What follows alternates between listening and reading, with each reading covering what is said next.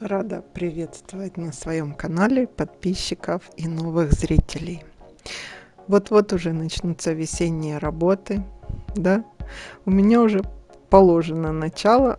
Обрезала плодовые деревья вчера, сегодня и завтра, видимо, буду. Но мне так захотелось на розы полюбоваться, что решила показать и рассказать вам про свои лучшие розы первогодки. Все видео я делала начиная с 31 августа. До этого и не думала оставлять о них какую-то память в интернете. Думала, только для себя надо. С 31 августа и до холодов. Когда ловила солнечные дни, тогда и снимала видео. И так получилось, что не все мои розы первогодки в это время показали себя с выгодного ракурса. Некоторые имели мало бутонов или цветов, другие после дождей поникли и неряшливо выглядели, третьи только заложили новые бутоны, да так и не успели процвести из-за дождей осенних или резких похолоданий. Поэтому обзоры я успела снять всего ничего, но именно среди них и есть те самые очаровательные розы апрельской посадки, от которых не хотелось отрывать взгляда и отпускать лето. Сегодня мои прекрасные 5 роз, 5 месяцев от момента посадки, которые 5 раз покорят ваше сердце. Я в этом уверена. Неприхотливые, обильно цветущие, несмотря на столь юный возраст, надежные, ароматные и здоровые, что особенно ценно. Просьба поставить лайк и подписаться, чтобы нам не потеряться с вами в сети. Плетистые розы в этот рейтинг я не включала, но у меня их 29 кустов разных сортов. То-то будет красотища летом. Все розы, о которых сегодня пойдет речь, я рекомендую. Определяйтесь с любимым цветом и заказывайте. Сейчас самое время. Ну что, первая всегда нелегко, но она справится, я знаю. Это роза Lady of Shalott. Lady of Shalott — английская роза.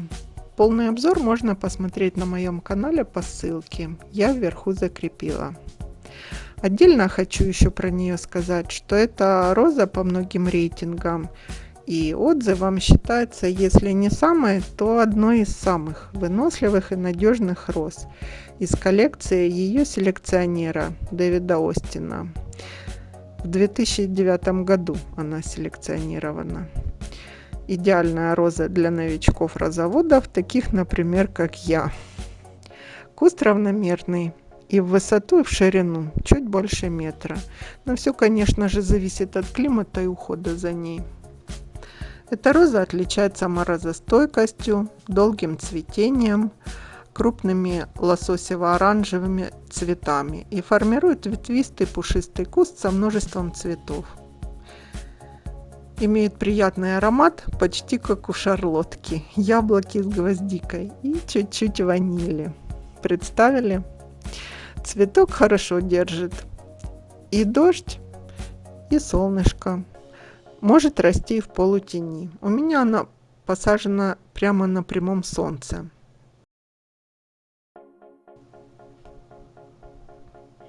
Повторяю, что мой рейтинг сегодня роз первогодок. Присмотритесь к ней, если она еще не в вашей коллекции.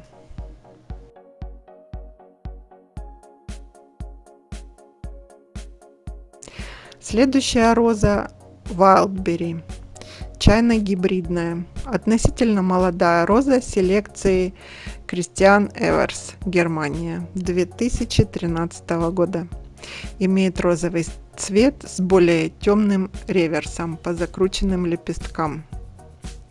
Цветение у нее непрерывное в течение всего сезона. Покажет первый цветочек в июне и без конца будет цвести и цвести. Без цветов у меня она не была ни дня. Один сменял другой или несколько сразу. Малышка, трудяшка. Листва у этого куста очень красивая. С Согласитесь, это тоже имеет значение, потому что листва украшает клумбы. Есть на нем розы или нету. Листва у этой розы Wildberry темно-зеленая с глянцем. На дождь она не реагирует вообще никак.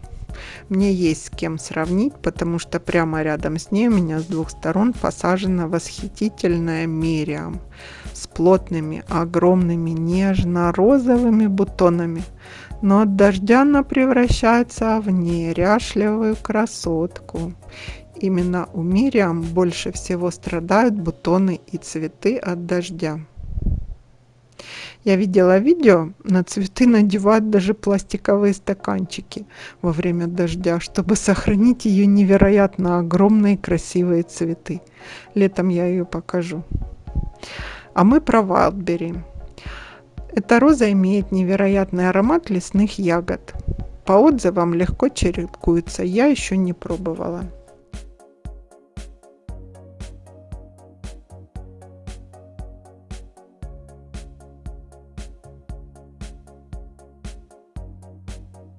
Любителям роз розовых оттенков я ее рекомендую. Обзор можно посмотреть на моем канале, он есть. Следующая роза, первогодка, которая себя показала во всей красе, чайно-гибридная роза Жанна Моро. Мейланд, 2005 год, селекция. Я вообще люблю белые розы. Они как нейтральный цвет объединяют все оттенки в саду. Я об этом рассказывала, как по цветам подбирать. Так вот, из 10 сортов белых роз в моем саду, среди которых весьма-весьма достойные: Пьер Орди, обязательно покажу их, Метрополитен, Артемис, Аспирин, Транквилити, Белая Лидия и еще много, которых я сейчас вспомнить и не могу так быстро. Лучше всего показала Жанна Моро. Но не в обиду всем остальным будет сказано. Как-то и цветы ее меня зацепили, аромат, и листва, и форма куста. Не исключаю, что этим летом я буду сравнивать их между собой еще раз и открою новых лучших. Но на сегодняшний день это она, прелестная Жанна Моро. У меня посажено 9 кустов этой розы на 2 главных клумбах. Роза белая со сливочно-кремовой серединкой цветка. Аромат имеет сильный, мятно-лимонный. Мне вообще приторно-розовые ароматы не очень нравятся. А у нее такой цитрусо-лаймовый, даже можно сказать. Цитрусовый немножко аромат. Я летом срезала все оттенки белого розы.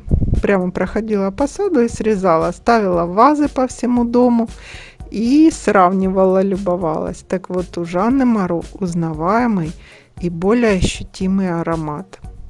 Ее цветы дольше всех стояли в вазе, чем остальные. В общем, эту розу люблю. Тут и слов не надо. Обзор с характеристиками можно посмотреть на моем канале. Следующая роза Бариоза. Про нее я вам, наверное, уже часто и много рассказывала.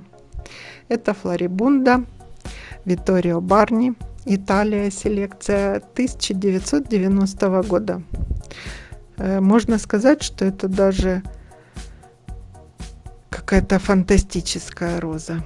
Кто ее видит впервые, сразу задает вопрос: что это за праздник, что это за роза? Это роза-хамелеон, все оттенки солнечного лета в этой прекрасной итальянке. Постоянно играют переливами цветы. Даже на видео можно посмотреть. Наверное, раньше она была как-то не очень популярна. В 90-м году селекционировали, а я мало обзоров про нее находила. Но увидев, видимо, какую-то красивую фотографию, я не смогла устоять и заказала один куст ее. Посмотрела, Летом первые цветы сшибли меня с ног. И вот осенью в подружках у Жанны Моро еще 4 куста розы бриозы. Они осенью уже в моем саду на клумбе пустили корни, видимо, им хорошо, потому что маленькие листики появились. Посмотрим в июне, как они подружатся. Непрерывное цветение, переливы цвета, невероятная ярко-салатовая листва, резная, как кружевная. Держит отлично и солнце, и дождь. Настоящая итальянка. Аромат у нее легкий. У меня куст за сезон набрал больше заявленных 70 сантиметров в высоту. В черной пятнистости ее не замечала, хотя сетуют многие розоводы. Съемка сентябрь 22 года. А как первое цветение, юна и хороша, да? Обзор на моем канале на эту розу тоже есть. Ну и наконец, роза открытия Тьерри Маркс, флорибунда, из серии «Великие повара», Дель Бар, Франция, селекция 2019 года. Небольшие видео сняла о ней осенью, но на ролик не хватило. Мне показалось этого мало.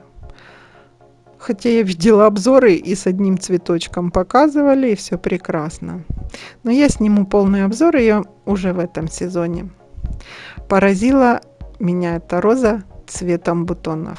Темно-темно-розовые с почти белыми переливами и серединой чернильного цвета. Середина бутона у нее всегда темная.